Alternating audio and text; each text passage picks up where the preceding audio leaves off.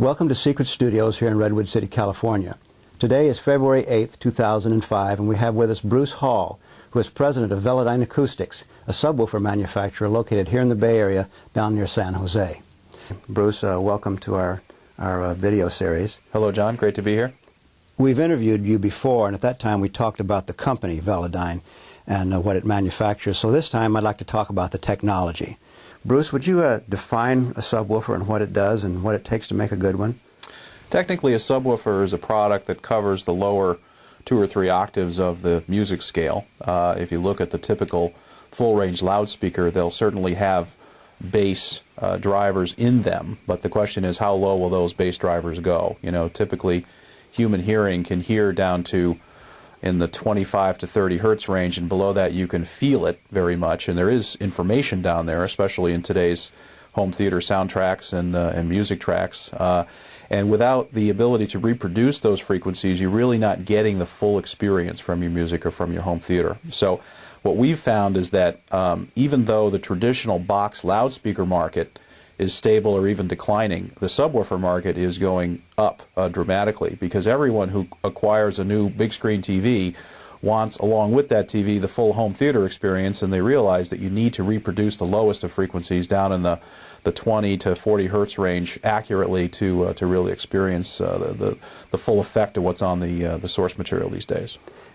A floor-standing speaker has a tweeter and a mid-range driver and a woofer. Could that woofer be defined as a subwoofer, or does the subwoofer have to be a driver that's located in a separate box? You could, if you wanted to apply the right amount of power and motor structure, call a full-range tower something with a subwoofer. You know, to us, it's not as much of what you call it, it's how does it perform. And the answer is, can you get down to 20 hertz with authority and power and accuracy? That's the question.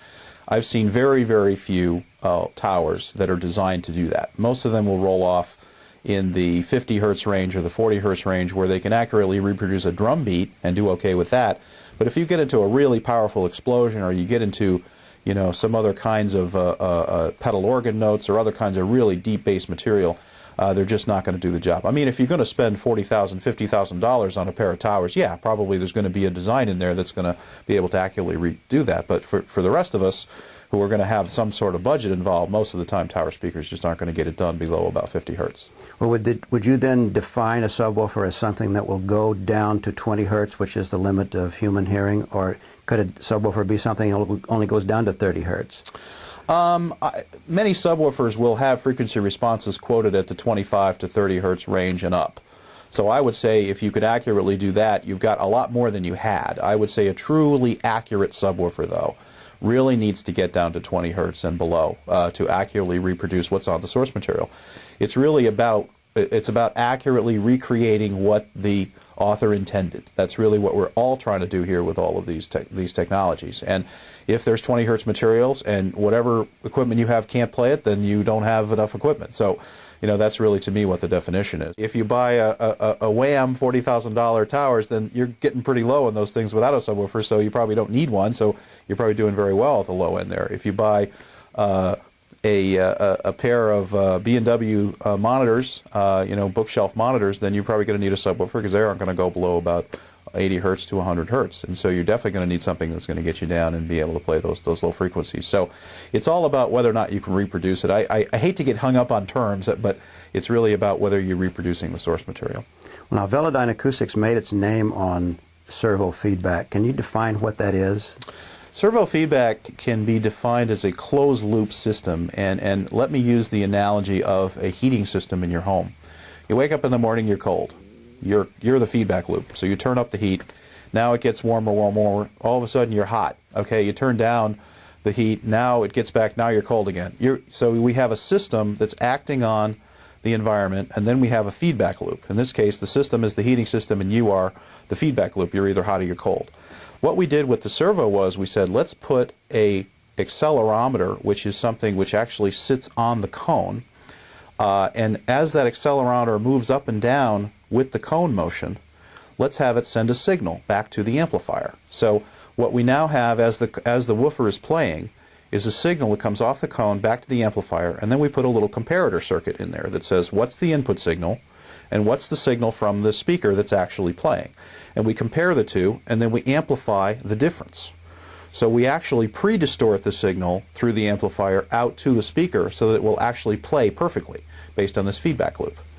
And there's a thing called gain, which is how many times per second are you actually checking how well the woofer is doing and correcting it. And we've been successful in having very high gain in our designs, so that's why we call them high gain servo designs. We have the whole HGS series, high gain servo. In our old designs, we had about 3,500 times per second that we were able to check and correct the cone. In our new designs, we now, with our digital designs, we're checking and correcting almost 16,000 times per second. Wow. And what we were able to do with that technology is we were able to reduce harmonic distortion down from the traditional levels, which were in the 10 to even 20 to even 30% range, as I'm sure you know and have heard, down to, at typical listening levels, under 0.5% of harmonic distortion. There's some debate in the industry about how much distortion is too much distortion. And there's this notion that if you can keep your woofer under 10% distortion, then it's okay, you can't hear it. Audible distortion is only at 10% or above. And frankly, we will take issue with that. I would too. That spec. Because I think that you may not be able to hear a fuzz in your voice below 10% distortion. You may still be able to make out, above 10%, at that point. But to us, the difference between 0.5% of distortion and 2 or 3% distortion is what audiophiles can tell. People can tell. They know that it's accurate or it's just a little bit off. It's kind of like seeing a photograph, a very, very crisp and clear photograph versus the real thing. People can really tell when you have just a little bit of distortion. And the whole idea of the servo system is to get rid of all that distortion to the point where the thing is just perfectly accurate. And every note that comes through and every piece of the source material that comes through is recreated accurately. And that's always been our goal. We've never been a company looking to take your house down. I mean, we know that to make bass you have to move a lot of air. And I have some show and tell things that will show we have a lot of power, we move a lot of air, but our first and foremost credo for our company has always been accuracy, to try to get the bass as accurate as we can make it.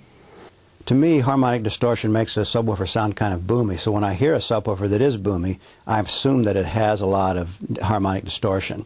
Here's why that is. It's interesting because if you look at, let's say they say a 20 hertz note, we were talking about what is a subwoofer. My sense is if you can play 20 hertz, you definitely have a subwoofer on your hands.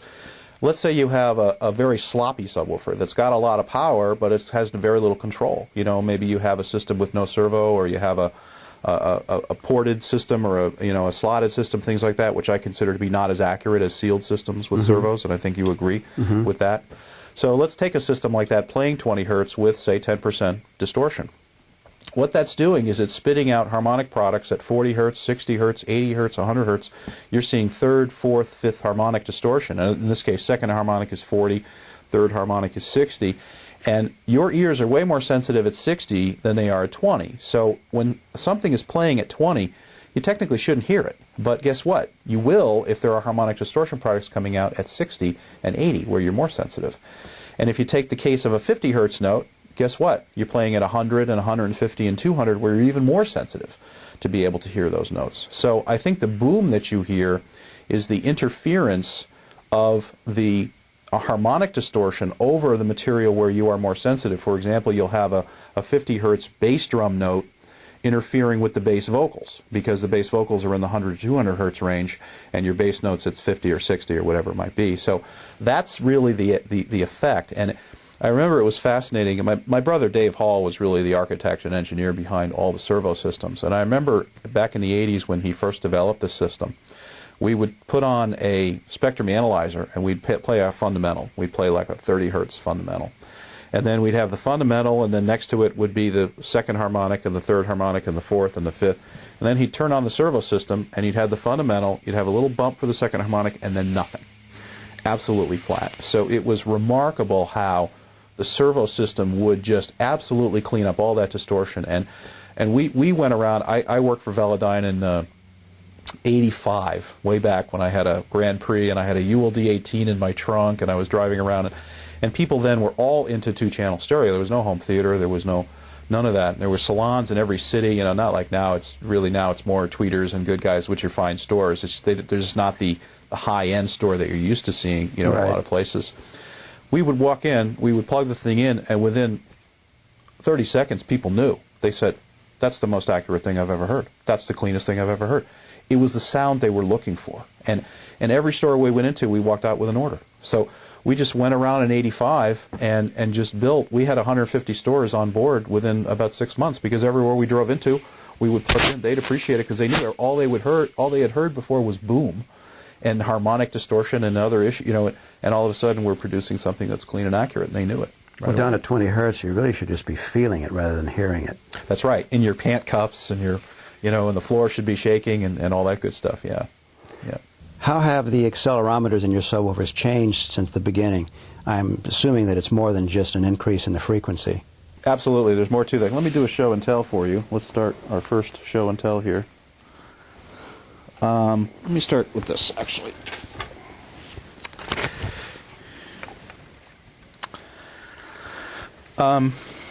What we have here, John, is a DD10 driver. This is a digital drive 10 driver. Mm-hmm. So this is actually a product that is totally controlled by DSP, digital signal processing. And what you're looking at is the leads that come off of a typical Velodyne woofer. And here is the actual speaker lead, and we actually do this, and then we hook up. This actually is going to ground, but we have another set of leads that come out from the other side that actually connect up to the product, which are here, actually, if you can see those. Those are the red and black leads that actually run the woofer itself. Mm-hmm. Where's the accelerometer? I'll show you that. This 5-pin cable here, okay, this hooks up to the accelerometer. And the accelerometer is actually mounted on the coil. And here is the actual accelerometer case. You can see it's a kind of a messy looking thing, but inside of this, and this actually sits right here. So it's glued onto the... It's glued right on here, and it sits right coil. there. So if you were to take the dust cap off of any digital drive woofer, or even HGSX woofer, you would see in there this accelerometer glued onto the cone. How much does it weigh? A couple of grams? Oh, virtually nothing. There's almost nothing to it.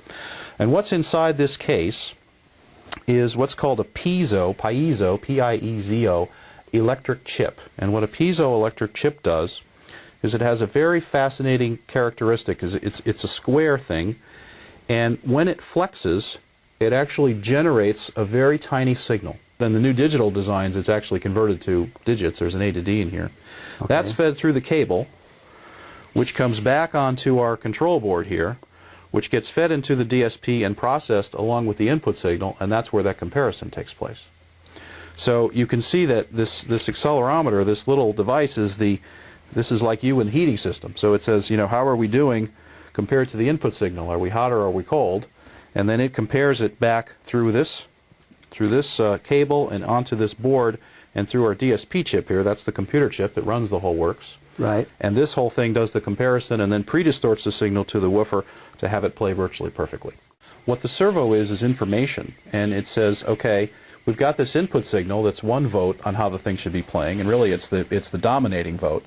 And then we have this servo signal which says, here's what it's actually doing. Okay, so we decide that in order to make the woofer play what the input signal is doing, we pre-distort the output. In other words, instead of sending what the actual input signal is straight through to the speaker, we actually play with it a little bit. We skew it to the point where it accommodates for the anomalies detected by the servo system. You see what I'm saying? But it must take some percentage of the amplifier power to cancel the distortion. It does. And what we do is we say, we're going to send a signal through the amplifier that is going to be pre-distorted so that combined with the inefficiencies and inaccuracies of the speaker and with the input signal, it'll make the speaker play perfectly.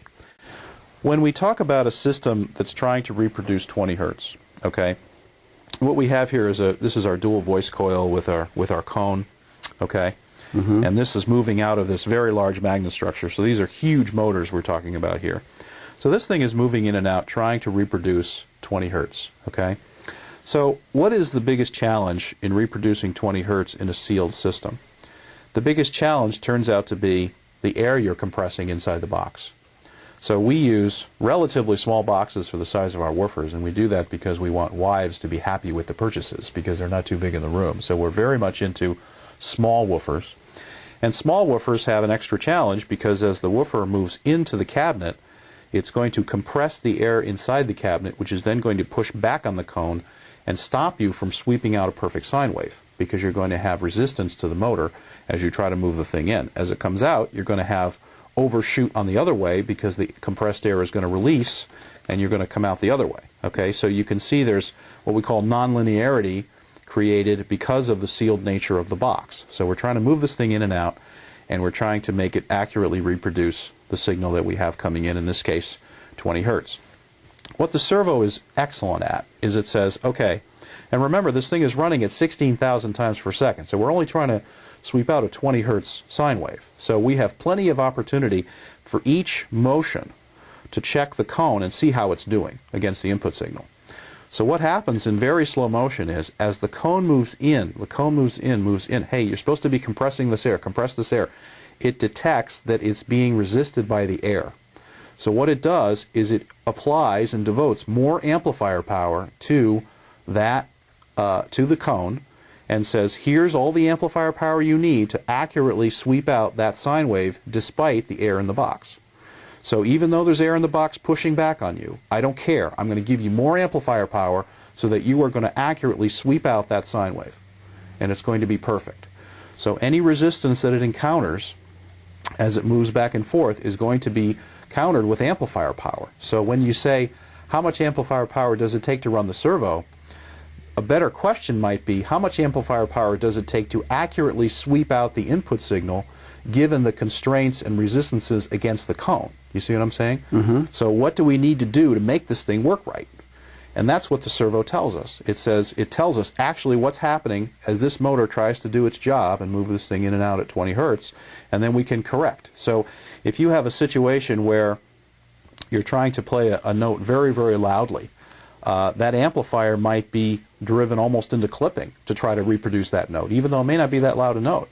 Because we're saying, hey, we have to compress this air, and that's our mission, and that's what we're going to do. So people ask, it's like, doesn't the servo act like a limiter? Isn't a servo system not as loud? It's like, no, a servo system is perfect if it's done right. And what you have now is perfect bass that's swept out because of the servo system. And what people aren't used to hearing is that lack of distortion products. So they're saying, okay, I've got 20 hertz, I can't hear it. You know why you can't hear it? Because there's no harmonic distortion. So the instinctive thing to do in that case is turn it up. Right? I want to turn it up and turn it up and turn it up. And you as an aficionado of this know what I'm talking about. People will turn this up, turn this up, turn this up. And they'll say, wait, I can't hear it. They can't hear it because there's no distortion. It's not what they're used to. So they say, oh, that servo system, it doesn't play as loud as other systems do. No, it's playing what the input signal is calling for, and it's playing it exactly accurately. And so we have this debate with people, and sometimes we win it and sometimes we lose it, but this is the reality of it, of what's going on here, is without a servo system, you really are going to be fighting the compression in the box. You're fighting the spring. There's spring constants in these things. There's other resistances to this. There's impedance changes in the coil. The more it heats up, it doesn't work as well. So there's all these factors involved of why the motor doesn't work perfectly. It turns out that a loudspeaker is an extremely inefficient motor. I mean, if you look at a motor that's going to run your moto tool or run an electric car or something like that, those things are extremely efficient. Loudspeakers are very inefficient if you look at how they work in terms of a gap and moving back and forth, and with the wasted Tesla meters, they call them, in terms of the magnet structure and all these. It's a very inefficient thing. So you absolutely need help, through the servos to get the thing to work properly. Speaking of turning the servo off, I understand that you can do that in your new Digital Drive or DD series. Can you tell us about that? Sure. What we did with Digital Drive is we were able to do a lot of very exciting things with that product, things I call affectionately stupid woofer tricks, because I write a lot of the code that covers a lot of these features. Basically, if you remember, we talked about loop gain, which is how many times per second is the accelerometer detecting the cone and correcting for it. we said that you can actually in digital drive adjust that number. So if you want more distortion and you want the thing to sweep out more distortion products, hear more boom, hear a little bit more output, things like that, you can actually turn down the loop gain of the servo. And you can turn it from a range of about 5,000 times per second up to about 16,000 times per second. So the most accurate setting is going to be, obviously, the 16,000 times per second setting. The loudest setting will be the 5,000 times per second, because there'll be the most distortion introduced to the signal.